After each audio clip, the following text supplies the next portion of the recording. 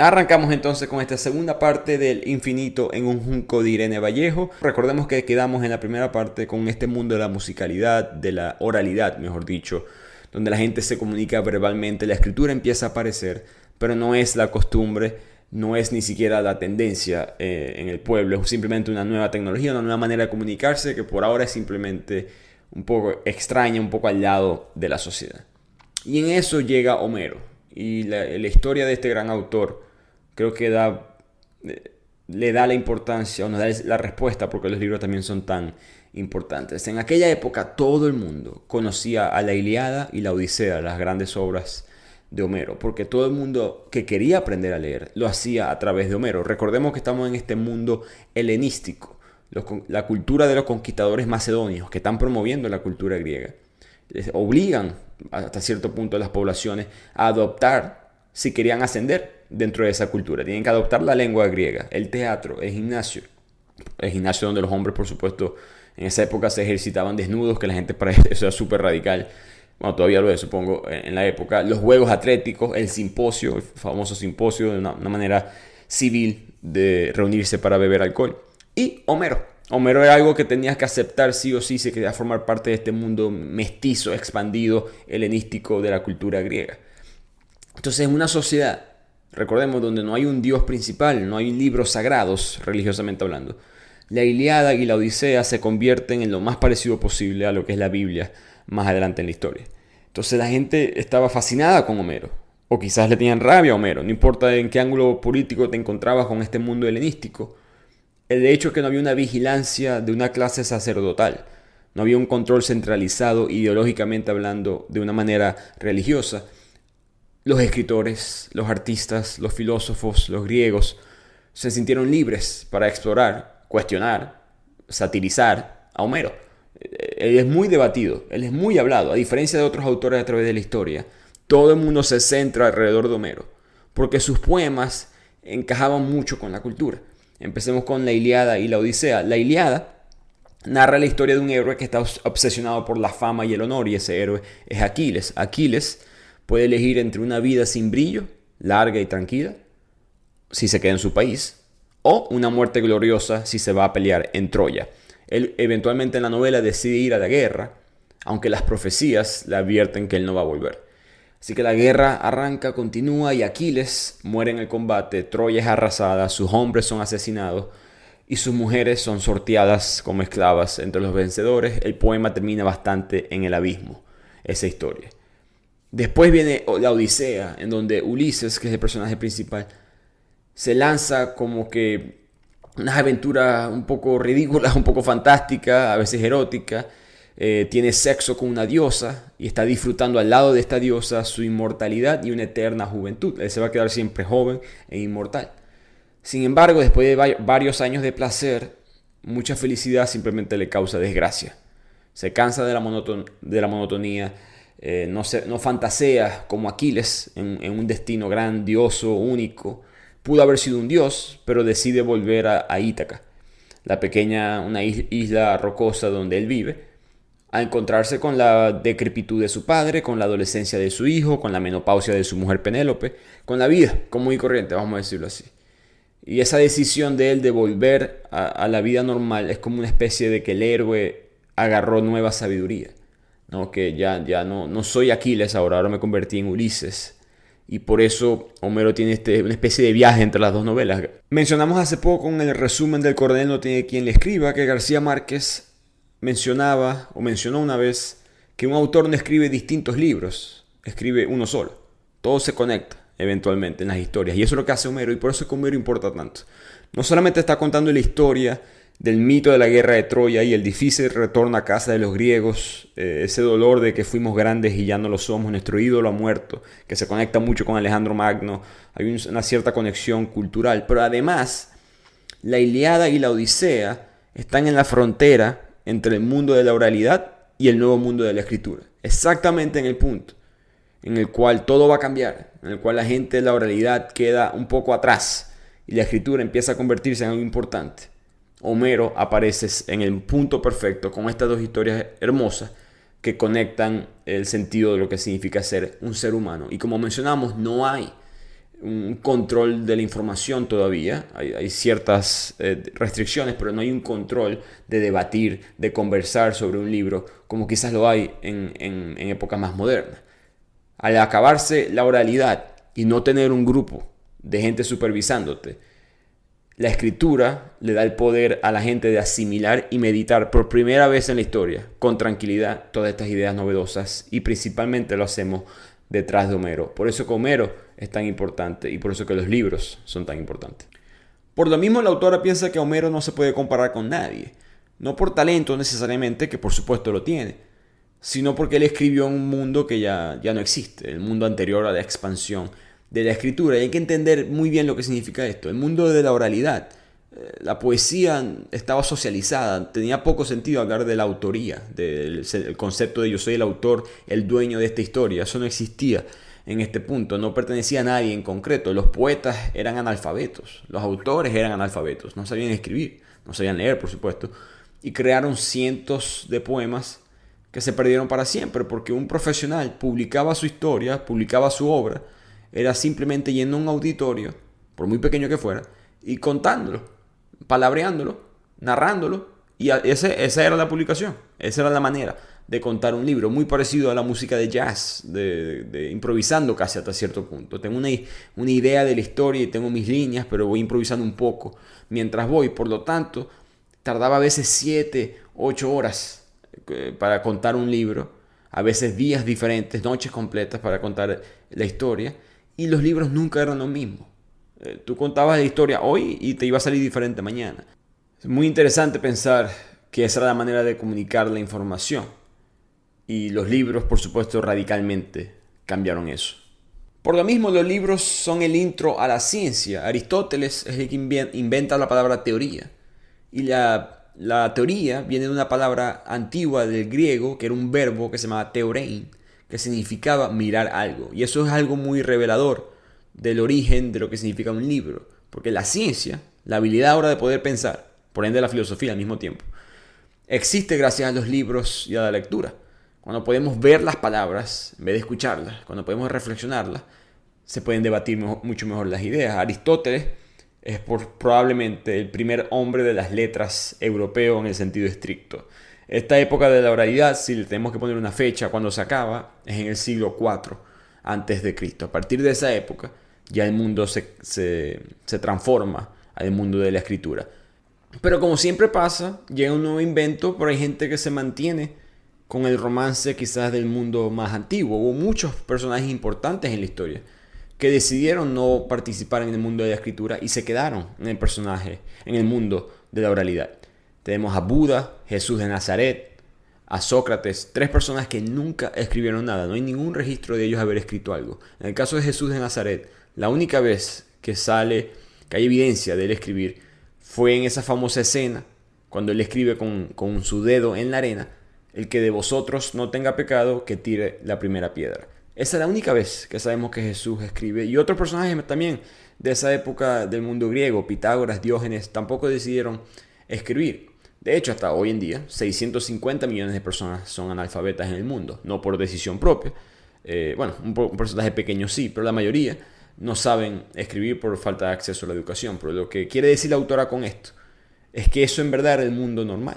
Y muchas personas le gustaba pertenecer a ese mundo de la oralidad por decisión propia. En el caso de Jesús, Buda, Sócrates, ellos sabían leer. No es que no sabían leer, sino que decidían no practicar la escritura como tal. Sócrates, en su caso específico, él criticaba los libros porque decía que no te podían dar respuesta, no le podías hacer preguntas a las palabras. En la oralidad, tú podías debatir en vivo con el que te está narrando el libro. Imagínense que ustedes están leyendo un libro y pudieran: ya va, autor, esto porque es así, o esto porque lo argumentas de esta manera. Eso se podía hacer en el mundo de la oralidad. El libro no te permitía hacer esas preguntas, por lo tanto, él prefirió quedarse en el mundo de la oralidad. Ahora, una observación muy interesante que hace la autora es que, aunque parezca contradictorio, los inventos de la tecnología, que son en gran parte solamente existen con el sistema de la escritura, están tratando de volver a la oralidad. Si pensamos años atrás con los satélites, la radio, el teléfono, comunicarnos oralmente, no por escritura. Hace 50 años teníamos que mandar una carta, un telégrafo, una manera de... Solamente nos podíamos comunicar en largas distancias con la escritura. Ahora viene el mundo oral, parecía que estuviera volviendo. La proliferación de los teléfonos móviles, la cobertura del Wi-Fi, todas estas cosas nos comunican oralmente. El Netflix, el cine, el arte, todo es oral. Pareciera que el mundo de la escritura estuviera quedándose un poco atrás. Y ella trae como ejemplo a esto, que la Academia Sueca, del Premio Nobel, le dio el Premio Nobel en literatura a Bob Dylan, que es un cantante, un cantautor, un escritor de canciones. Yo critiqué esto en el episodio que yo hice de los autores que debieron de haber ganado el Nobel y no lo hicieron. Algo que dice la autora que me pareció una excelente observación es que viene la Academia Sueca y le da este premio del Nobel en literatura no a un escritor de obras, no a un escritor de poesía, sino a un escritor de canciones, de la música. Un Nobel para la oralidad. Qué antiguo puede llegar a ser el futuro. Shopping is hard. I can never find anything in my size. I don't even know my size. I buy my clothes the same place I buy my groceries. There's a better way. Make it easy with Stitch Fix. Just share your size, style, budget, and done. Your personal stylist sends pieces picked just for you. That was easy. Stitch Fix. Online personal styling for everyone. Free shipping and returns. No subscription required. Get started today at stitchfix.com. Imagine this. The best pasta sauce you have ever tasted sits abandoned on a plate. Wasted sauce. That is a tragedy. If only you had used Barilla al Bronzo pasta. Its bronze-cut texture holds your sauce and scoops up every last drop. The Italians call that scarpetta. Capture sauce the Italian way. Barilla al Bronzo. Click or tap the banner to find out more. Y en esta parte en el libro la autora cuenta una historia que me pareció excelente. De un encuentro, un almuerzo entre la prodigiosa camada del boom latinoamericano. Estaban sentados en un restaurante en Barcelona, en España, Mario Vargas Llosa, Gabriel García Márquez, Bryce Echenique, José Donoso, Jorge Edwards. Todos los grandes de nuestra generación están sentados almorzando en un restaurante que es un poco diferente al resto. No tiene un mesonero o un mesero, camarero, como lo llamen, de la forma típica, sino que tienes que escribir en un papel, elegir tu pedido y entregárselo al mesonero. No se comunican básicamente oralmente, sino que se entrega el pedido por escrito y después el chef prepara la comida. Pero ellos se sientan a comer, están conversando, empiezan a beber, se desentienden un poco del menú y simplemente están pasándola chévere. Así que va pasando el tiempo, siguen bebiendo, no hacen el pedido y el maitre d', el encargado en el restaurante, empieza a desesperarse, se les acerca, no sabe quiénes son, no los reconoce y le preguntó con una voz enojada: ¿es que nadie sabe escribir en esta mesa? Yo solamente me imagino la cara de estos autores con premios Nobel en literatura mirando al mesonero como que ¿qué estás hablando? Pero el punto que ella cuenta esto porque al principio la escritura era muy cerrada, era como siempre elitista, acceso a unos pocos expertos. Nace en Egipto, nace en la India, nace en China, todo al mismo tiempo, independientes culturas. No es que un grupo lo llevó a otros lugares, por supuesto eso pasó más adelante. Pero la escritura nace en estos tres lugares independientemente de la conexión entre ellas. Y en verdad tuvo un origen práctico, que fue la lista de las propiedades, ¿no? Que habla de que nosotros simplemente inventamos la escritura como una manera de contabilizar la vida. Una frase interesante de la autora: primero las cuentas, después los cuentos. Así que tenemos a la escritura como una especie de sistema de contabilidad, pero necesita demasiados símbolos, demasiados dibujos para poder expresar el mundo exterior o el mundo interior. No hay manera todavía, no existe la literatura como tal. Y aquí es cuando llegan las letras. Las letras fueron simplificándose poco a poco y eventualmente los fenicios inventan un sistema de 22 signos. Un alfabeto mucho más simple que permitía aún así comunicarte de todo tipo de manera. Empieza a hacerse popular en las ciudades costeras como Beirut, con los comercios, volviendo al punto de las cuentas, después los cuentos. Y poco a poco la gente se dio cuenta: no, esto es mucho más eficiente, y quedan atrás esas escrituras antiguas que exigían una carga demasiado pesada para la memoria. Ahora solamente tenías que aprenderte 22 signos en vez de cientos, sino miles. ¿Y qué tiene que ver todo esto con la Biblioteca de Alejandría, que lo resumimos tanto en la primera parte del libro? Bueno, que los griegos se descubren o se enteran, mejor dicho, de esta escritura fenicia y la adoptan. Sin imposición alguna, simplemente dicen, vamos a agarrar esto es una buena idea, y a partir del modelo fenicio se inventa el primer alfabeto de la historia, que es el alfabeto griego, el que tú y yo utilizamos hoy en día, por supuesto ya mejorado, Aleph, Beta, Gimel, todas estas letras eventualmente se convierten en alfa, beta, gamma.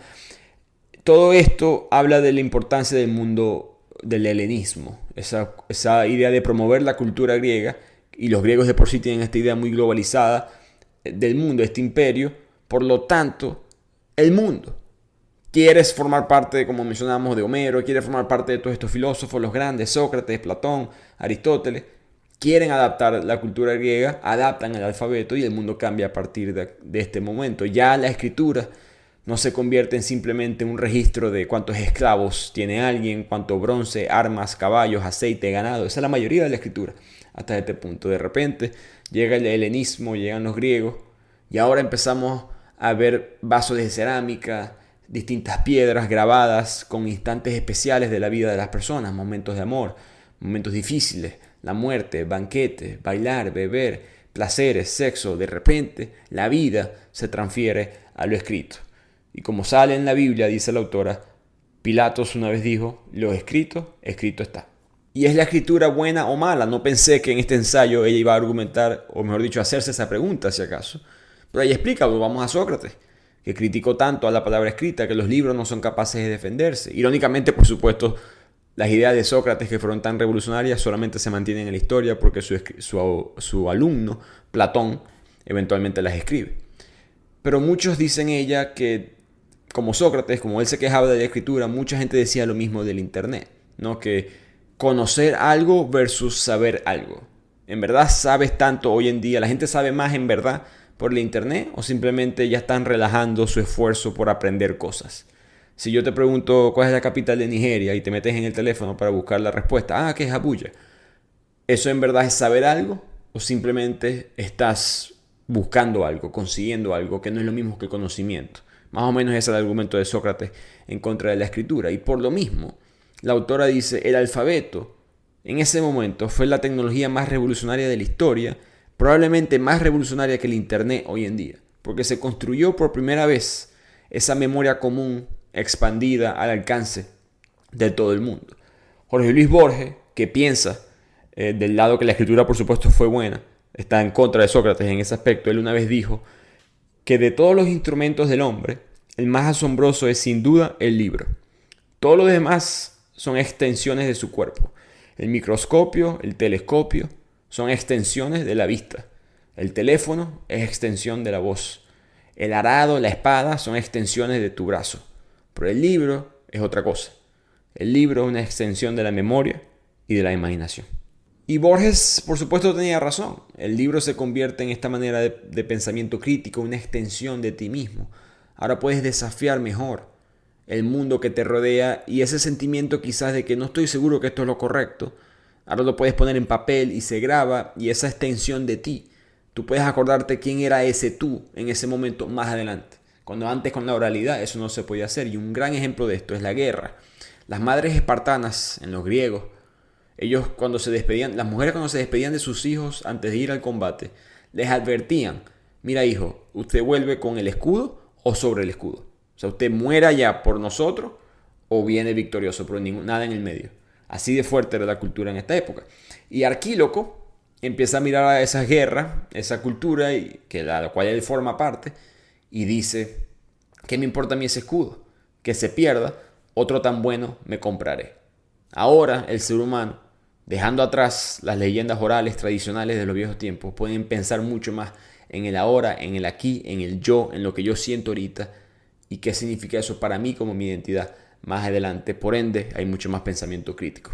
Así que la gente poco a poco se empieza a dar cuenta del valor de los libros y se crea el concepto del comercio de los mismos. En la famosa ruta de seda, los vendedores empiezan a vender libros, entre otras mercancías. La gente, los plebeyos, específicamente la clase media, los no nobles, empiezan a darse cuenta de que hay un valor en estos libros, porque antes los libros solamente la enseñanza, los conocimientos eran pasados de familias nobles a otras familias nobles. Platón es un perfecto ejemplo, el filósofo. Él odiaba que las personas pudieran tener acceso a los pensamientos socráticos, porque él solamente le enseñaba de Sócrates a los demás que fueran de familia noble. Si tenías apellido, te enseñaban. Juan Denis, que lo entrevistamos en el podcast, habló sobre esto, profesor de filosofía. Entonces, este mundo empieza a cambiar. De hecho, Platón una vez, dándose cuenta, al fin élite y todo lo demás, pero se da cuenta que el dinero es algo bueno, le manda a un mensajero a vender sus libros en Sicilia. Al hacer esto, la clase alta de Atenas lo miró a él de manera repugnante. No por haberse copiado de las cosas de Sócrates, porque Platón escribe muchas cosas que en verdad le pertenecieron a Sócrates, sino porque se metió en el mundo de los negocios. Y eso era algo para los plebeyos, eso era algo impropio. Tú tienes dinero de cuna, así que se hacen las cosas. No tienes que estar en el mundo del comercio. El mundo del comercio rompe con esta diferencia de clases, al menos en este punto. Y aquí es cuando los griegos, que solían vivir en sus centros independientes, forman a ser parte ahora de monarquías, de un territorio imperial. Ellos abrazan los libros como una manera de conectarse con ellos mismos. ¿No? Las filosofías, los credos se crean básicamente una religión de la cultura y el arte, para poder conseguir una identidad que ellos sentían que estaban perdiendo en medio de toda esta globalización. Por lo tanto, la palabra paideia en griego significa educación. Aquí los griegos inventan este sistema de vamos a enseñarles a los demás sobre nuestra historia, sobre nuestra cultura. Y eventualmente ese concepto, esa palabra paideia, que significa educación, llegan los romanos y gente como Cicerón la traducen al latín y eligen el término humanitas. Y de ahí viene las humanidades, porque es el concepto de educar a las personas sobre la cultura, sobre la historia, porque son los griegos enseñándoles a la gente, déjame contarte sobre mí, que lo que soy yo no lo consigo en este mundo tan grande. De hecho, la palabra completa de paideia era kyklos paideia, y digamos la organización de esas letras y la pronunciación de la misma crea el experimento global de hoy en día de Wikipedia. Así que los griegos están educando al mundo, el helenismo, la gente quiere adoptarse a la cultura griega. ¿Y por qué sobreviven tanto los libros griegos? Porque bueno, ellos tenían una lista, entre otras razones, que llamaban encritentes, que significaba básicamente autores o libros que habían que leer antes de morir. Esto es lo que los griegos dicen que hay que leer para saber de esta cultura. Y el mundo, que quiere ser más griego, quiere aprender sobre la cultura. Por lo tanto, muchos de los libros que salen en estas listas, muchos de los libros de Sócrates, Aristóteles, terminan sobreviviendo a través de los tiempos. Porque el haber sido publicados en esta lista, significó que hay una demanda por los mismos. Y algo muy curioso es que la literatura arranca, pero empieza de una forma muy inesperada, que es que el primer autor del mundo que firma un texto con su propio nombre, que dice, yo soy el autor de este libro, fue una mujer, no fue un hombre. Y lo hizo 1500 años antes de Homero. Escribió varios himnos religiosos que todavía suenan en los salmos de la Biblia hoy en día. Ahora, como dice la autora, este prometedor comienzo no tuvo continuación. Muchos de los libros que vinieron más adelante muestran la desigualdad social entre hombres y mujeres. La Odisea, un libro tan importante como ese, uno de los personajes del libro, el adolescente Telémaco, mandó a callar a su madre porque su voz no debería ser escuchada en público. El mismo filósofo Demócrito dijo que callar en público debería ser considerado el mejor adorno femenino. Así que la palabra le pertenecía solamente a los hombres. La literatura arranca con simplemente acceso a mitad de la población. A pesar que estamos en Grecia y Atenas y este mundo de la democracia, esa famosa democracia de Atenas, griega, en verdad fue basada en la exclusión de todas las mujeres, de los extranjeros y los esclavos. En otras palabras, de la mayoría de la población.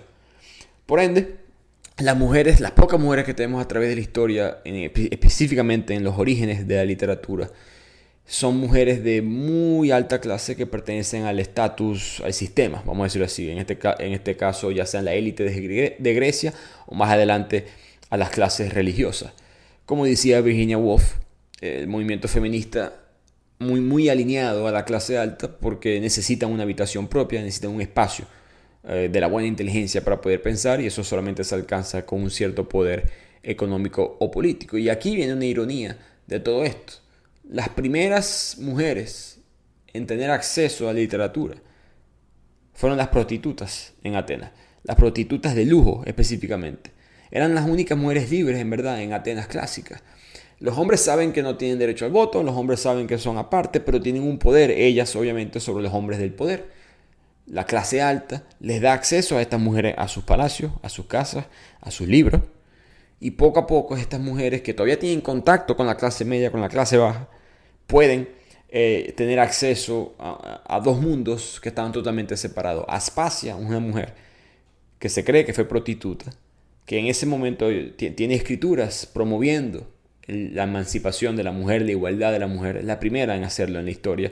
Irónicamente, la prostitución abre esa puerta a la mujer. Pero pasemos ahora a la historia, y me refiero a la historia como disciplina. Hubo un griego llamado Heródoto que inventa este concepto porque él se hacía una pregunta. Tenía una mente muy inquieta. Él siempre se preguntó, ¿por qué es que estos dos mundos de Europa y Asia siempre están en una lucha, en una guerra a vida o muerte? Entonces él dedicó su vida a buscar la respuesta. Escribió una larga obra de viajes, testimonios, a la cual le puso de título Historiaí, que en su lengua significaba pesquisas o investigaciones. Por supuesto, de ahí viene el término historia. En estas investigaciones él se dio cuenta que los testigos decían bastante mentiras, o mejor dicho, se contradecían en los acontecimientos. Ahí fue que descubrió que la verdad, el concepto de la verdad, algo que quizá la gente no se había percatado en la época, es muy fluida, es muy difícil de categorizar, es casi imposible desentrañar el pasado tal y como sucedió, porque solo disponemos de versiones que son diferentes, interesadas, contradictorias, incompletas de los hechos. Entonces, en las primeras historias de Heródoto abundan frases que esto me parece excelente. Yo no crecí, por lo menos, con libros de historia que hicieran esto. He leído libros que sí dicen esto, pero no son libros que están en el sistema educativo con el que los niños crecen. En los libros de historia de Heródoto, él tiene frases que dicen, que yo sepa, según creo, de acuerdo a lo que averigüé por boca de, no sé si es verdad, solo escribo lo que se dice. Él entiende que la verdad es bastante debatible, especialmente cuando estamos hablando del pasado, y con eso se funda la historia. Y a mí me dolió un poco leer esta parte, porque la historia ya no es así, ¿no? La historia ya no es tan mente abierta como Heródoto la vio. Hay un sistema muy, esto es lo bueno, esto es lo malo, y se ha perdido un poco la esencia de la misma. Y curiosamente, muchos de esos libros, como el de Heródoto, sobreviven por unas cajas donde se guardaban estos libros. Los rollos, recordemos que son rollos de forma vertical, de papiro, son muy sensibles, pueden borrarse a través del tiempo. Era muy difícil, por cierto, de leer. Para rentabilizar el espacio, las palabras estaban todas muy pegadas, no habían signos de interrogación, ni comas, ni puntos, no se dividían en capítulos, era muy difícil. Imagínense que el libro más largo en esa época medía de largo verticalmente 42 metros.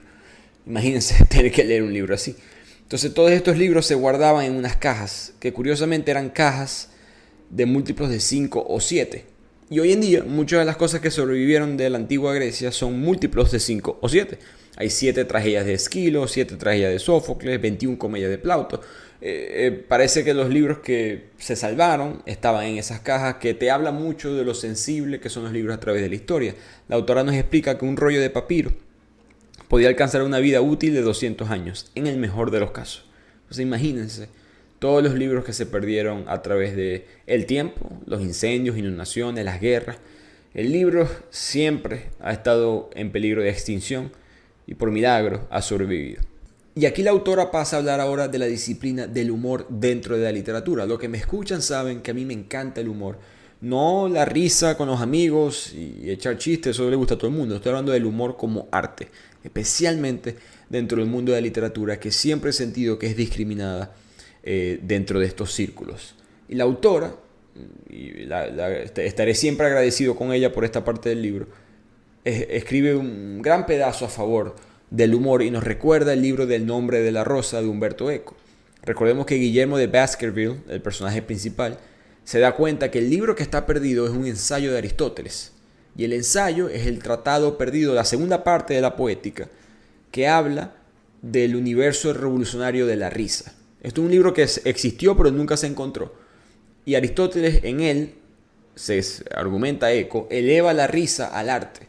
La convierte en un objeto de filosofía, la convierte en algo poético, en algo artístico. Cosa que nunca lo había sido hasta ese punto. ¿Por qué es artístico? Porque ahora la risa te permite ver lo que no era aceptable como aceptable. La risa te deja entrar a un mundo que el sistema no te deja entrar. Recordemos que la escritura es extremadamente clasista, elitista en este punto de la historia. Y a la gente que controla la información no le interesa que te puedas reír de las cosas que ellos consideran que son blasfemia, que son sagradas.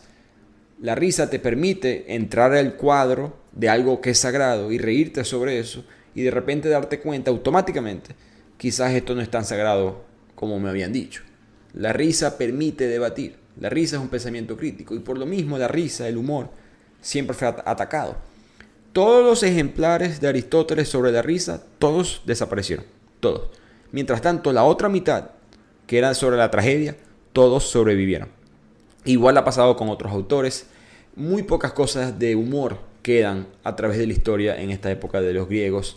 Hasta hoy en día se tiende a minimizar como arte a la risa. Una comedia tiene mucho menos chance de ganar un Oscar, disculpen. Casi siempre es una película de drama la que gana el Oscar, porque una comedia no puede ganar un Oscar como mejor película.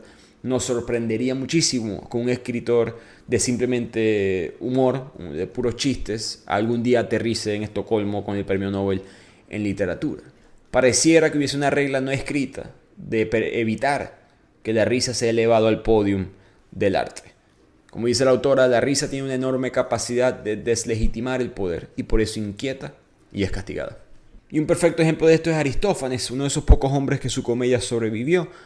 Sus obras están plagadas de alusiones personales, caricatura política, insultaba a las personas, o mejor dicho, hacía bromas hacia las personas con nombre y apellido, o patronímicos, no habían apellidos en esta época, sino yo soy Ricardo, el hijo de Fernando, esa era la manera de presentarse.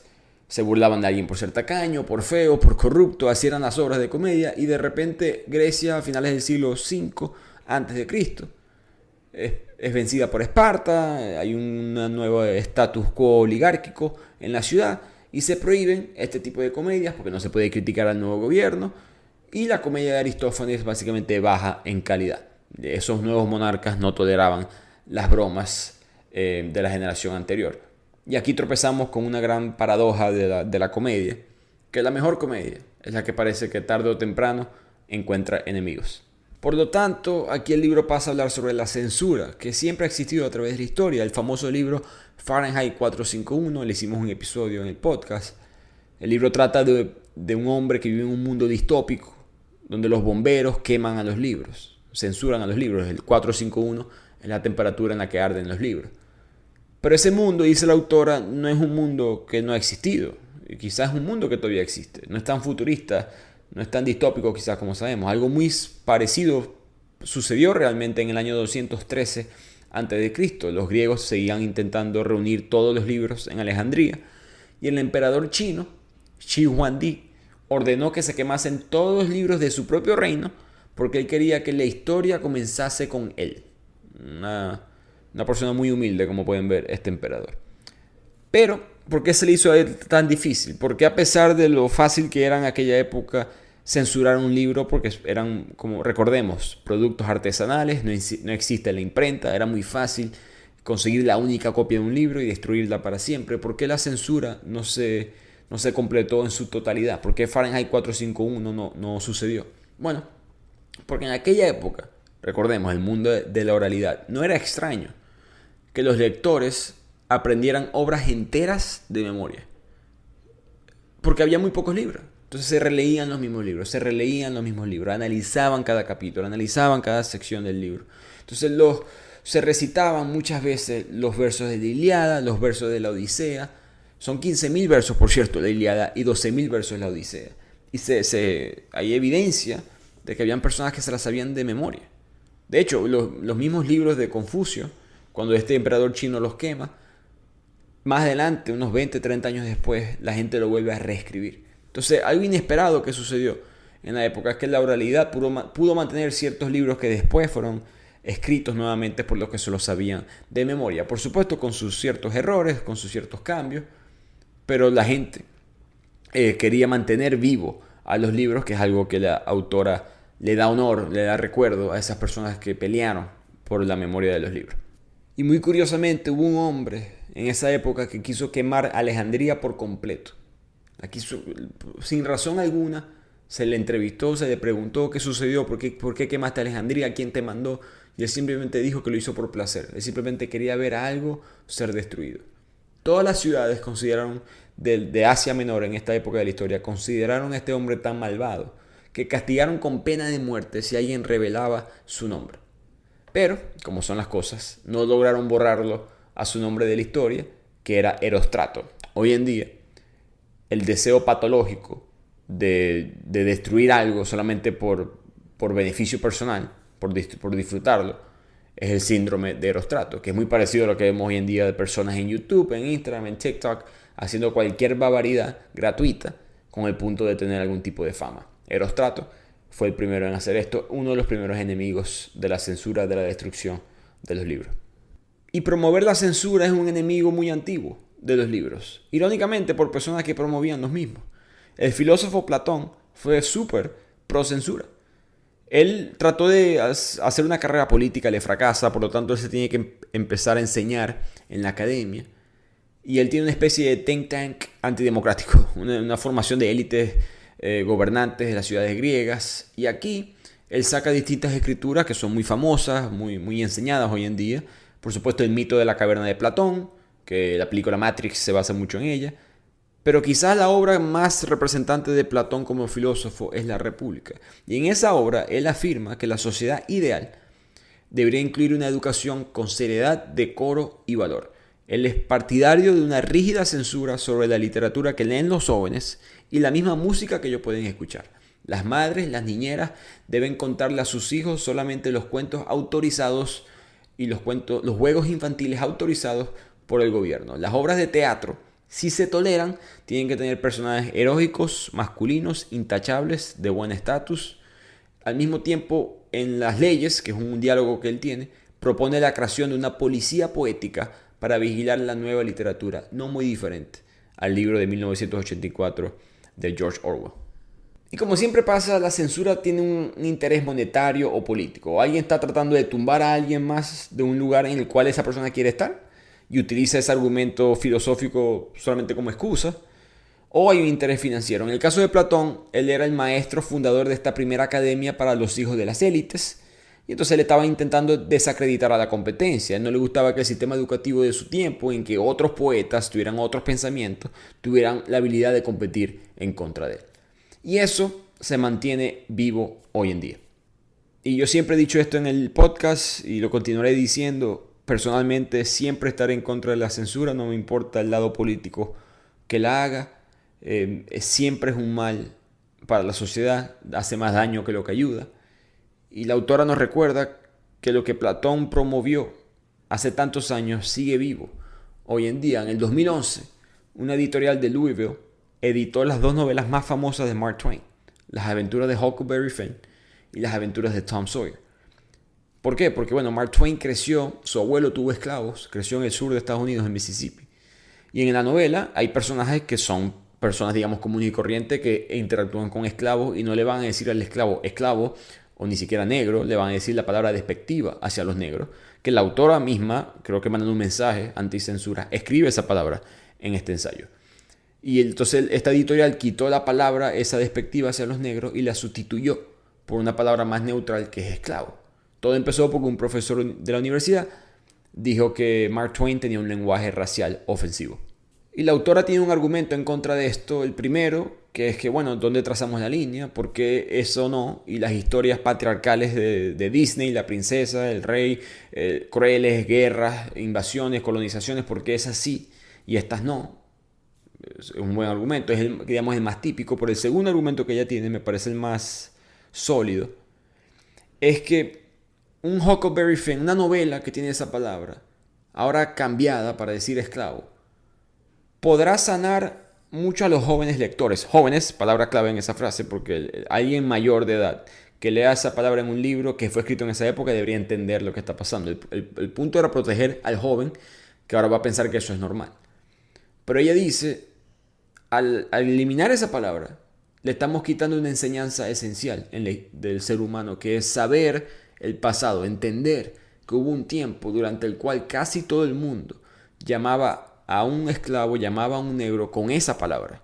No había manera respetuosa de llamarlo, simplemente se utilizaba esa palabra y por eso es que ahora es tabú en la sociedad moderna. Pero en aquella época esa era la manera de usarla.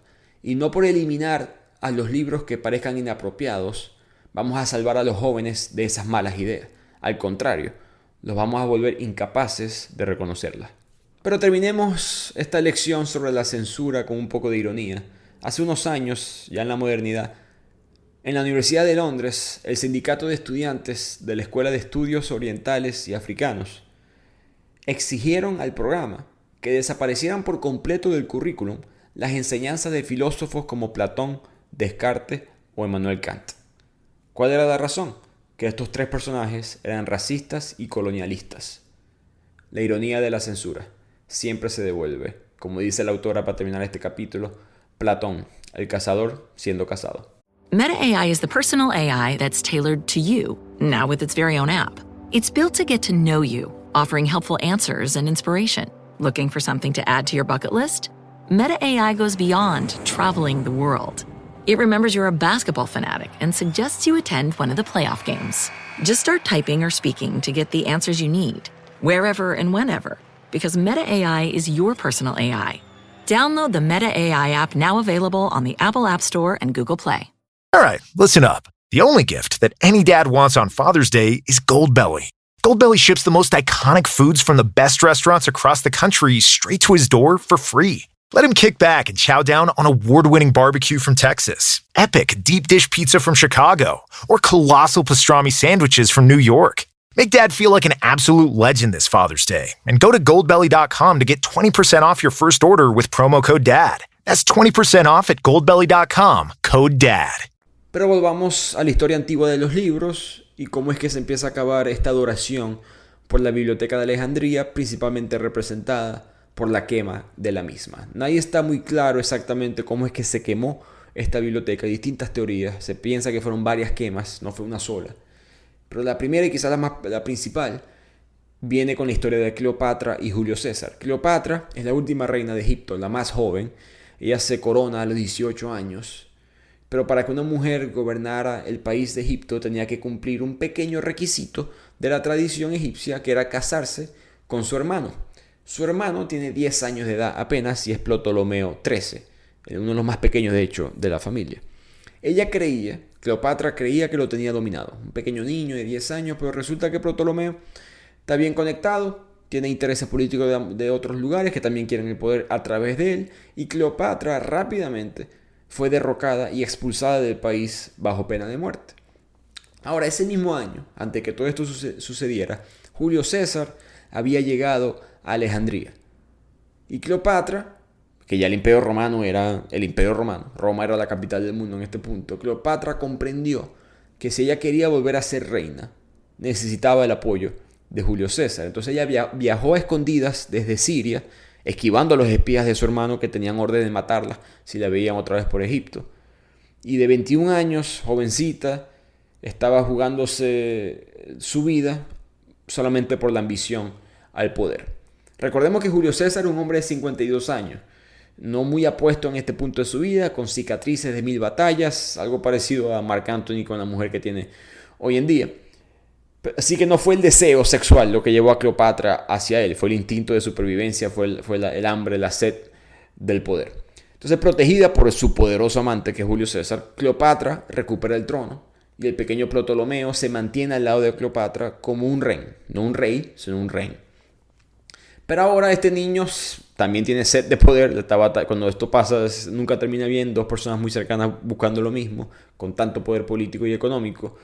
Él, como faraón o antiguo faraón, no se resigna a seguir siendo un títere y empezó a tramar una revuelta egipcia en contra de los soldados romanos, con este mensaje de que Cleopatra no está traicionando a la patria, está siendo ayudada por el Imperio Romano, un imperio extranjero, tenemos que mantenernos nosotros fieles a lo que es egipcio. Empieza una insurrección, empieza una pelea. Julio César está escondido, está refugiado en el Palacio Real, que es un palacio que está en un barrio amurallado junto al mar, que incluye el museo y la biblioteca de Alejandría. En esos ataques se prende en fuego la biblioteca. Se cree que los mismos soldados de Julio César prendieron en fuego por X razón ciertas partes de la biblioteca, probablemente para parar un ataque de la gente de Ptolomeo. Ptolomeo convenientemente termina muerto en el río Nilo, se ahoga, dejando viuda y todopoderosa a su hermana Cleopatra. Y así se acaba la biblioteca de Alejandría.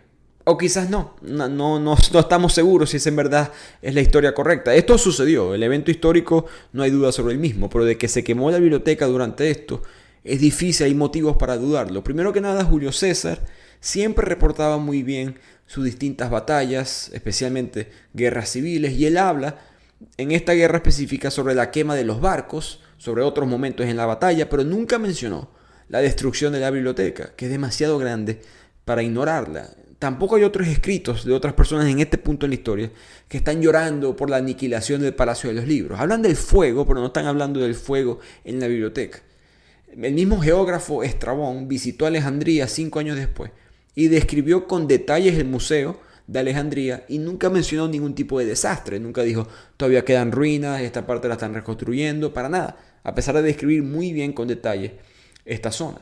Al mismo tiempo, el filósofo Séneca complicó todo el rompecabezas histórico porque una vez escribió que ardieron en Alejandría 40.000 rollos. Y él lo escribe en esta época o sobre esta época. Y eso hace a muchos historiadores pensar que esta fue la quema de Alejandría. Pero una posible solución al enigma es que quizás el incendio provocado por Julio César destruyó el arsenal, donde se encontraban las armas del posible ejército de Ptolomeo, una estrategia muy común en la guerra. Voy a quemar los recursos militares del enemigo. Al hacer eso, es posible que en ese lugar había miles de rollos, libros que iban a terminar siendo las nuevas adquisiciones de la biblioteca de Alejandría. Recordemos que este ejército, con esta hambre de tener libros en Alejandría, ellos confiscaban barcos, conquistaban tierras y una de las cosas que más buscaban eran libros. Es posible que ahí estaban esos libros y por eso Séneca escribió esto. La conclusión es que este momento, ¿no?, ya sea un recuerdo inventado, una pesadilla premonitoria, el punto es que simbolizó el ocaso de una ciudad, el ocaso de un imperio y el ocaso de una cultura que está adorando los libros y poco a poco eso se está acabando. Que nos lleva a otras teorías, que es una teoría mucho más del olvido, porque Cleopatra, ella depende muchísimo de las alianzas políticas y sexuales que tiene con el Imperio Romano, primero con Julio César, después con Marco Antonio. Ese romance de Marco Antonio y Cleopatra es muy fuerte y ellos ambos se enfrentan a Octavio Augusto, el emperador de Roma. Cuando Cleopatra es eventualmente derrotada, Augusto decide celebrar la victoria como lo hacían en la época, que era una especie de celebración de mostrar a Cleopatra presa, derrotada, exhibirla al resto del mundo de esa manera para que la gente sepa lo poderoso que era el Imperio Romano, en este caso el mismo Octavio Augusto. Y ella dijo, yo no voy a hacer eso, yo no me voy a dejar insultar de esa manera, y se suicida. Dicen las historias que se dejó picar por una cobra venenosa. Al ella suicidarse, que cabe destacar, Augusto, que sigue siendo egocéntrico, quiere demostrar su poder sobre Cleopatra, él decide que no va a poner el nombre, porque él podía cambiarle el nombre a los meses en su propio honor. Solían hacerlo en cuanto al mes que ellos habían nacido. Augusto nace en septiembre. Pero cuando Cleopatra muere en agosto, que no se llamaba agosto, él le cambia el nombre al mes de agosto, para que la gente se acuerde que yo derroté a Cleopatra en ese mes. Un pequeño dato curioso de la historia. Pero el punto es que Cleopatra pierde, Augusto anexa a Egipto, a este nuevo imperio romano que se va a convertir en el imperio más poderoso del mundo, probablemente de la historia. Y Alejandría deja de ser la capital de un imperio orgulloso y se convierte simplemente en una ciudad periférica a la nueva globalización. Roma importa, Alejandría no importa ahora. Entonces los fondos para financiar a esta comunidad de sabios, los fondos para tener todos estos libros, mantenerlos, se desaparecen. Todo eso a través de este punto en la historia dependían de los reyes de Ptolomeo. Ahora todos esos recursos pasan a ser de Roma y era muy evidente en la sociedad egipcia que los mejores tiempos de Alejandría ya habían pasado, pertenecían, mejor dicho, al pasado. Un emperador romano, Caracalla, que por alguna razón, porque esto sucedió 7 siglos antes que él dijo que él creía saber que Aristóteles envenenó a Alejandro Magno, que era su ídolo. Por lo tanto, voy a vengar a mi ídolo Alejandro Magno y voy a prender en fuego a ese museo, porque aún estaban libros del filósofo Aristóteles en ese edificio. No se sabe si Caracalla en verdad llegó a ejecutar ese plan. Y quizás esa fue una de las quemas de la biblioteca, pero lo que sí sabemos es que ya Alejandría no importa y está siendo olvidada. Y ahora pasamos a otra teoría, la última, sobre la quema de la biblioteca, que habla más de Alejandría como un lugar turbulento, un lugar muy violento. En el siglo IV ya el imperio se ha acabado, o sea, forman parte del imperio romano ahora. Alejandría deja de ser importante. Y recordemos que este imperio globalizado era muy mestizo, ¿no? Había muchos grupos de distintos lugares, era muy mente abierta en ese aspecto, distintos grupos sociales, religiosos, pero sin el imperio que promovía eso, sino que ahora está un imperio romano. Los problemas sociales, las diferencias religiosas, las luchas por el poder empiezan a estallar de manera muy violenta y sangre en las calles. Empiezan a haber problemas entre los cristianos y los paganos, los cristianos y los judíos, todos estos grupos, sin mencionar otros problemas sociales, y eventualmente todo colapsa. Un buen ejemplo o momento para representar esto es Hipatia, esa mujer famosa, la primera científica, quizás mujer de la historia. En esta época ya tenía 60 años, estaba en Alejandría como mucha gente. Y mientras estaban estallando los problemas entre los judíos y los cristianos, ella fue acusada de ser una bruja, la secuestraron a la vista de todo el mundo, la golpearon brutalmente con cerámica, imagínense, una señora de 60 años, le arrancaron los ojos de sus órbitas, le cortaron la lengua. Cuando ya estaba muerta, llevaron su cuerpo a las afueras de la ciudad, le sacaron los órganos, le rompieron los huesos, le sacaron los huesos del cuerpo y finalmente la quemaron en una pira. El linchamiento de Hipatia, como dice la autora, marcó el hundimiento de una esperanza. Desde ese entonces, la gran biblioteca de Alejandría más nunca es mencionada en los registros, en los textos, como un lugar de colección de libros, sino que pareciera que simplemente desapareció para siempre. La enseñanza aquí es que las bibliotecas, las escuelas, los museos son instituciones muy frágiles. No importa qué tan grandes sean, no pueden sobrevivir mucho tiempo si están rodeados por la violencia. Por lo tanto, tenemos que quizás quitarnos el sombrero y darle las gracias como sociedad a esa biblioteca de Alejandría. Sin ella, quizás no fuéramos los que somos hoy en día. Este lugar tuvo por primera vez a gran escala en la historia la acumulación de conocimiento, el acceso al saber, sistemas alfabéticos, sistemas para la orientación de la ciencia, traducciones, aceptan escritos del griego, del latín, del árabe, del hebreo.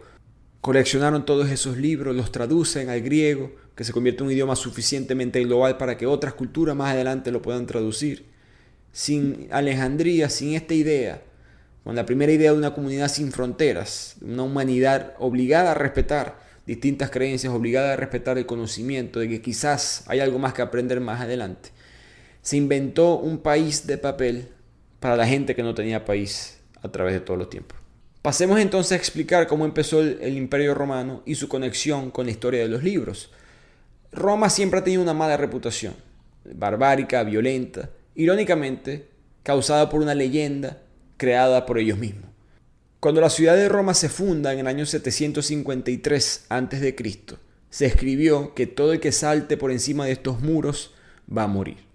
Dos hermanos fundan la ciudad y el joven rey dice que, los que quieran ir para Roma va a ser un asilo para los criminales y fugitivos. En teoría el rey quería eliminar a los criminales del resto del territorio y mandarlos todos a esta ciudad amurallada y que no fueran perseguidos. Imagínense, todo este grupo de personas que rompen las leyes frecuentemente, todos juntos en el mismo lugar, con anarquía total, no iba a ser un lugar muy civilizado. El problema principal para estos hombres, porque la mayoría de los criminales son hombres, es que hay una ausencia demasiado grande de mujeres. Entonces la ciudad de Roma empieza con una violación masiva. Empiezan a ir a otros territorios, violan mujeres, se las traen al imperio, las forzan, las secuestran. Desde el principio mismo, los romanos no han poseído nada, excepto lo que roban, que son los hogares, las esposas, las tierras, el mismo imperio. Y los descendientes de esa ciudad muy oscura conquistan el mundo. Ya solamente en el año 240 a.C. ya tenían a toda Italia y a Sicilia conquistada. Apenas unos 600, 700 años después de haber sido fundada, ya ellos son dueños de toda la península ibérica, de la costa adriática, Grecia, Asia Menor Occidental, el litoral norteafricano. Sus campañas militares se convirtieron en algo cotidiano en la vida de los romanos. Personas que conquistan se convierten en esclavos, ese era el negocio lucrativo de la época. Los cautivos se convertían en la mano de obra esclava. Entonces el nuevo imperio hizo realidad, irónicamente, lo que los griegos nunca pudieron cumplir, que fue una masiva globalización. Ahora esta globalización estaba llena de, obras de ingeniería, obras de redes de transporte, riqueza, poderío militar, pero no tenían ese romance de la poesía, de los relatos, de los libros y de los símbolos que sí tenían los griegos. Entonces aquí empieza algo muy curioso en la historia, algo quizás olvidado del mismo Imperio Romano, es que ellos tuvieron la asombrosa humildad de asumir que la cultura griega era superior a la de ellos. Una frase muy interesante que menciona la autora: Grecia lo inventa, Roma lo quiere. Los romanos empezaron a hablar la lengua de los griegos, a copiar sus estatuas, a reproducir la arquitectura de sus templos, a escribir poemas al estilo de Homero. Poco a poco, Grecia se convierte aún más en el kilómetro cero de la cultura europea. Por primera vez en la historia, una superpotencia antigua asumía el legado de un pueblo extranjero y derrotado, pero se mantenían vivos a través de su cultura. ¿Se imaginan eso hoy en día? Un español forzándose a hablar la lengua wayú, una lengua indígena. Eso nunca sucedió, pero Roma hizo eso. Roma conquista lo que eran los griegos y deciden: me gusta tu cultura, es mejor que la mía, vamos a adoptarla. Y la autora explica que ya que el arte, la literatura griega, la cultura, tenía más de medio milenio de historia por encima que los romanos, un lugar demasiado nuevo en este punto, ellos entendieron que, bueno, tenemos una cultura que es superior, vamos simplemente a copiar y pegar todo y adaptarnos a esto. Lo increíble, lo curioso, lo irónico de todo esto es que los romanos, al copiarse, se convierten en originales, porque crearon un mestizaje sin precedentes. Porque recordemos, cuando Alejandro Magno, él forzó a sus soldados a mezclarse sexualmente, a mezclarse en pareja, a crear una supercultura globalizada. Pero él no adoptó, como hicieron los romanos, la literatura extranjera. Él no adopta la cultura extranjera, él no adopta la arquitectura extranjera. Los romanos hacen eso. Simplemente se convierten, exportan masivamente aún más la cultura griega. Por primera vez en la historia, el conquistado transmite su cultura a través del conquistador. Y no solamente es que los conquistadores promovieron la cultura de los que ellos conquistaban, era de sus esclavos. La esclavitud era el principal negocio. Entonces los griegos fueron secuestrados y esclavizados por los romanos. Los varones normalmente eran simplemente vendidos al que ofreciera más dinero. Las mujeres eran vendidas como trabajadoras sexuales, como prostitutas. Es muy común escuchar historias, o leer, mejor dicho, historias de esta época, de padres recorriendo todo el Imperio Romano tratando de buscar a sus hijos y conseguir a su hija como prostituta en alguna ciudad del imperio. El mismo Platón, el filósofo, pasó por esta historia, no como mujer, obviamente, pero él enfureció al tirano Dionisio, lo criticó cómo gobernaba y era ignorante, y lo mandaron a una isla para venderlo como esclavo. Y lo vendieron como esclavo, pero un colega filósofo de suerte estaba pasando por ahí y lo compró a Platón y lo vendió, lo dejó en libertad, mejor dicho. Era tan grande la esclavitud en esta época que a mediados del siglo I a.C.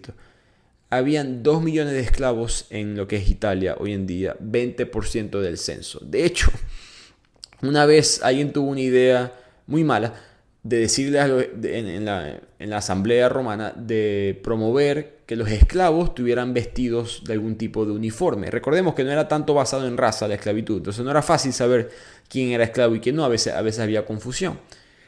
Y de una vez todo el mundo dijo: no, ni se te ocurra hacer esa idea, porque si mostramos todos los uniformes que hay en la calle, ellos se van a dar cuenta la cantidad de personas que hay esclavizadas y quizás se rebelen en contra de nosotros. Y aquí es lo peculiar. No solamente los griegos son más en cantidad, pero son más en calidad, son más cultos que los mismos dueños. Los médicos, los banqueros, los administradores, los matemáticos, los profesores de aquella época eran los esclavos griegos normalmente. Entonces la historia de los libros en Roma tiene como protagonistas a los esclavos. Muy diferente a lo típico. Un ejemplo perfecto es los Estados Unidos. Cuando Estados Unidos entra en la guerra civil del norte contra el sur, la unión contra la confederación. Hasta 1865, cuando se acaba esta guerra, era ilegal en muchos estados del sur que los esclavos pudieran leer o escribir. Y hasta enseñarlo, por supuesto, también era ilegal. Esa era la historia a través del mundo, pero el Imperio Romano lo hace diferente. Y si esto no tiene sentido, de que un pueblo esclavizado sea más inteligente que los dueños, y que los dueños no quieran hacer nada al respecto, que no les interese si acaso ellos ser los cultos, es porque en esta época, recordemos, estamos en otro mundo. La lectura antigua no es la actividad que tú y yo practicamos hoy en día. Se leía en voz alta, así estuvieras en privado, se leía en voz alta. Por lo tanto, era más fácil ir caminando con tu esclavo a tu derecha Y tú pidiéndole, ¿me puedes recitar el poema de este y este? ¿Me puedes decir esto y esto? Yo no voy a leer en voz alta, me fastidia, no quiero hacerlo, es un trabajo. Prefiero tener un esclavo. Una manera de básicamente tener un profesor privado, pero esclavizado. Así que el Imperio Romano avanza y en el siglo I a.C., por primera vez en la existencia del ser humano, tenemos lectores por placer. Ya empezamos a tener esta versión de un lector probablemente muy parecida a tú y a mí. No son lectores del mundo del conocimiento, financiados por un grupo de élite, o no son personas tratando de convertirse en el grupo de élite, simplemente son personas que no tienen ni una gran fortuna, ni tienen grandes pretensiones sociales, simplemente quieren leer porque quieren aprender. Eso se abre, ese mundo existe y se crea por primera vez la librería. Y las librerías, parecen mentira, a pesar de ser más descentralizadas, son más frágiles que las mismas bibliotecas, tienen más peligro de que sean destruidas, porque las bibliotecas son centralizadas por un gobierno que tiene más poder, las librerías son privadas, tienen colecciones privadas de libros, quizás hay libros dentro de las mismas que no son aceptados por la sociedad de la época o quizás por el gobierno, por lo tanto levantan siempre muchas sospechas. Lo que sucedió durante el gobierno nazi, la quema de los libros, es un perfecto ejemplo. Todos esos dueños de librería tuvieron que huir, sino morir, bajo el régimen nazi. Era más importante para Hitler controlar a las librerías que estaban en los pequeños huecos que las mismas bibliotecas. Era más fácil para él controlar una biblioteca que lo que era una librería. Por lo tanto, atacó más fuerte al ciudadano y a sus librerías. Y la autora menciona esto porque Hitler tuvo una relación muy extraña con los libros. Él, de joven, tuvo problemas pulmonares, estuvo mucho tiempo encerrado, no era recomendable que estuviera afuera haciendo ejercicio, jugando, pues, como lo hacían los niños en la adolescencia. Y en ese tiempo él se convirtió en un lector compulsivo, leyó muchísimo, se piensa que leyó o dejó su biblioteca al menos con más de 1500 volúmenes, en teoría leídos por él. Y entonces la literatura para él fue un refugio que después atacó, que es lo extraño o peculiar. ¿A quién no atacó él? Obviamente un monstruo de persona, pero él, a los libros le ayudaron mucho en un momento difícil y después él decide eliminarlos más adelante en su vida. Y más extraño aún, cuando él publica Mein Kampf o Mi Lucha en 1925, ese preocupante libro, él fracasó como golpista anteriormente, ¿no? Y la escritura en verdad le devolvió la autoestima a él. Cuando tú ves la portada original de ese libro, en la casilla que corresponde a la profesión de su carrera, sale escritor. Él no se consideraba lo que después iba a ser, que era, no sé, un líder, un intimidante, un genocida, un monstruo. No, eso no era lo que yo soy escritor. Y es curioso cómo alguien puede radicalizarse tanto que eventualmente de promover algo, él decide eliminarlo. Y Mi Lucha, y la autora lo menciona en el libro, es preocupante, ¿no? Este libro, en esa época, en 1925, fue el segundo libro más vendido de la historia después de la Biblia. Y desde que en el 2015, porque fue censurado por mucho tiempo, en el 2015 volvió a entrar al dominio público y se han vendido desde ese entonces 100.000 libros, 100.000 ejemplares en Alemania solamente. Las mismas editoriales que no promueven el libro dicen que es un poquito preocupante y abrumante la cantidad de cifras que se han vendido. Y por gente como él, existe el ejemplo de los libreros que tienen que utilizar chaleco antibalas para ir al trabajo.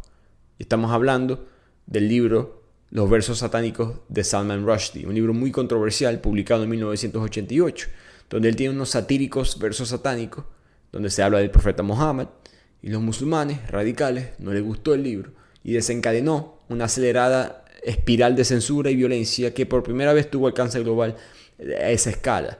Un ministro de la India llegó a decir, mejor dicho, llegó a prender el fuego el libro por blasfemia. Una semana más tarde, miles de fotocopias con los pasajes considerados más ofensivos del libro empezaron a circular en los centros de estudios islámicos diciendo, miren, este es el enemigo, mira cómo se burla de nuestro profeta. En enero de 1989, las televisoras empezaron a mostrar imágenes de musulmanes quemando ejemplares del libro en las calles. Los incidentes empezaron a extender por todo el planeta y en pocas semanas el autor, Salman Rushdie, recibió amenazas de muerte en su casa en Londres. Este es un libro que yo le voy a hacer un resumen próximamente, por cierto. Un artefacto explosivo estalló en una librería en Berkeley, en California, después en Londres, después en Australia, en todos los lugares. Cualquier lugar que tuviera este libro iba a ser atacado por estos grupos radicales. Hitoshi Igarashi, un traductor de ese libro, un traductor japonés, fue asesinado. El traductor italiano del mismo libro, Ettore Capriolo, fue apuñalado. Y el editor del libro noruego, William Nygaard, sufrió 3 disparos en su propia casa. Milagrosamente sobrevivió. Muchas librerías fueron destruidas, saqueadas en su totalidad. 37 personas murieron por las protestas a este libro. La editorial Pingüino jamás se mantuvo fuerte en que no vamos a retirar el libro de estas librerías, aunque eso implique que nuestros libreros tengan que usar chalecos antibalas. Salman Rushdie tuvo que vivir 11 años escondido. En 1997, la recompensa por su cabeza por grupos radicales islámicos era alrededor de $2 millones. Los tiempos de paz suelen no existir en las librerías. Recientemente, busquen la noticia, Salman Rushdie dio una presentación, él vuelve a la luz en tiempos más calmados. Y si no me falla la memoria, hace quizás un par de años fue apuñalado en el ojo por estos mismos grupos.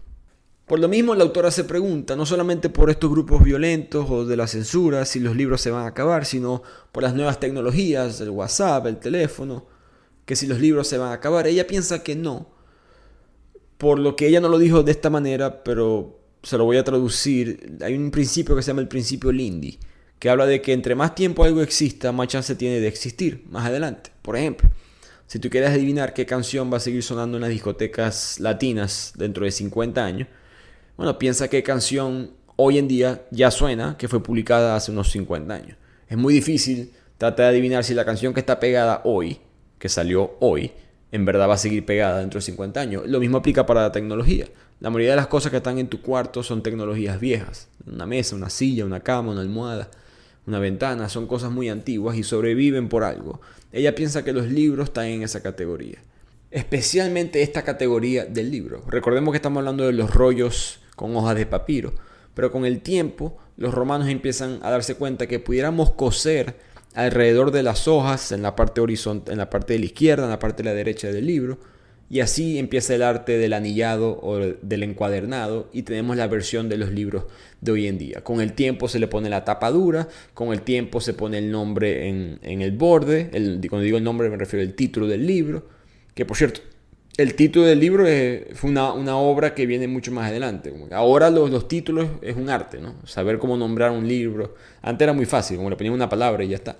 La poesía de esto, mi volumen número 3, hoy en día es mucho más artístico. Las mismas portadas, los diseños, todo empieza por este arte que descubren los romanos. Y esa versión, dice la autora, ha durado demasiado como para acabarse. E irónicamente, esta versión del libro se hace más popular aún con la versión del libro de bolsillo. Esos libros que ustedes conocen, mucho más pequeños.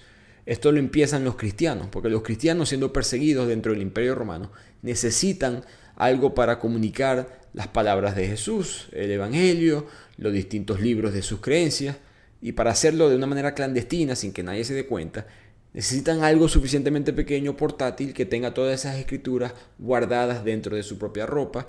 El nuevo formato del libro favoreció a la lectura individual, a la lectura secreta, a la lectura prohibida.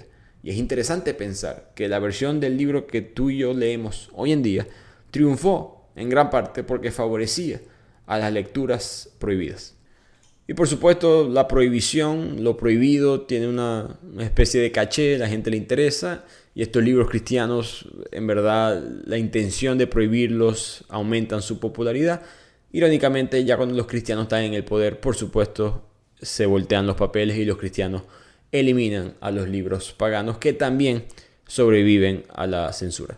Y de aquí llegamos a la última parte del libro, donde la autora nos habla del día en el cual 30 millones de personas se despertaron con una identidad totalmente diferente, que fue cuando el emperador Caracalla, en el año 212, emperador del Imperio Romano, declaró que todo el mundo iba a adquirir la ciudadanía romana.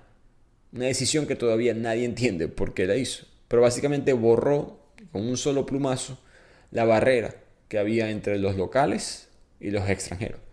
Pero por supuesto se crearon otras barreras. Si todos somos romanos, a qué grupo perteneces tú financieramente, a qué grupo perteneces religiosamente.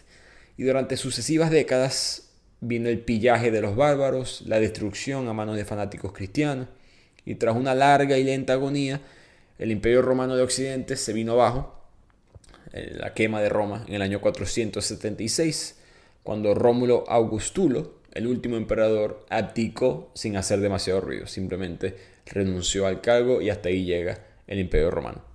Las tribus germánicas que sucedieron en el poder a estas provincias no se sientan atraídos por un gran imperio ni se sientan atraídos por la lectura. Empieza una época muy oscura, la Edad Media, la Edad Oscura, la Edad de la Persecución, de la Superstición y todas estas ideas de la época, del conocimiento, la imaginación, las leyes, sobreviven gracias a la rebeldía de los griegos y de los romanos que experimentaron con los libros por un largo periodo de tiempo. Pero ahora venían 1000 años de oscuridad y no es hasta que un hombre que tallaba piedras preciosas llamado Gutenberg inventa un extraño copista de metal que no descansa nunca. Y los libros ahí vuelven a expandirse y los europeos recuperan el sueño alejandrino de las bibliotecas infinitas y el saber sin límites. Así que los libros, al final de cuentas, tienen una historia muy interesante. Nosotros los lectores tenemos un pasado dentro de los mismos libros, para bien o para mal. Y un libro siempre es un mensaje.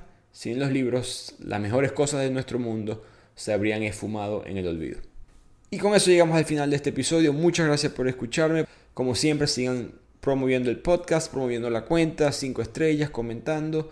Es un libro que a mí me gustó muchísimo, El infinito en un junco.